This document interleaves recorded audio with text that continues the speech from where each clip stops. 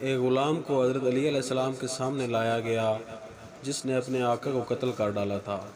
مولا کائنات نے غلام سے پوچھا، کیا تم نے اپنے آقا کو قتل کیا ہے؟ غلام نے کہا، ہاں میں نے قتل کیا ہے۔ آپ علیہ السلام نے پوچھا، کیوں؟ غلام نے کہا کہ میرے آقا نے میرے ساتھ فعل بد کیا تھا۔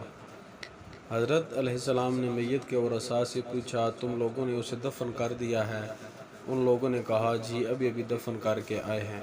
یہ مقدمہ خلیفہ ثانی کے دربار میں ہوا تھا، تو حضرت نے خلیفہ ثانی سے کہا کہ اس لڑکے کو 3 دن تک بغیر کسی سزا کے جیل میں رکھو، اور پھر فرمایا 3 دن بعد میرے پاس آنا۔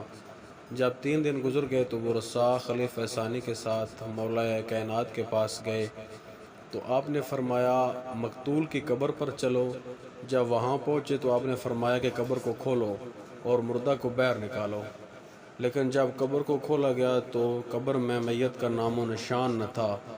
جب مولا کائنات کو بتایا گیا کہ قبر خالی ہے تو آپ نے فرمایا اللہ اکبر۔ رسول خدا صلی اللہ علیہ وآلہ وسلم نے صحیح فرمایا تھا کہ جو شخص بھی میری امت میں سے قوم لوط والا عمل انجام دے گا اور اس حالت میں مر جائے گا تو وہ قبر میں 3 دن سے زیادہ نہ رہے گا، زمین اس شخص کو قوم لوط کی طرف پھینک دے گی۔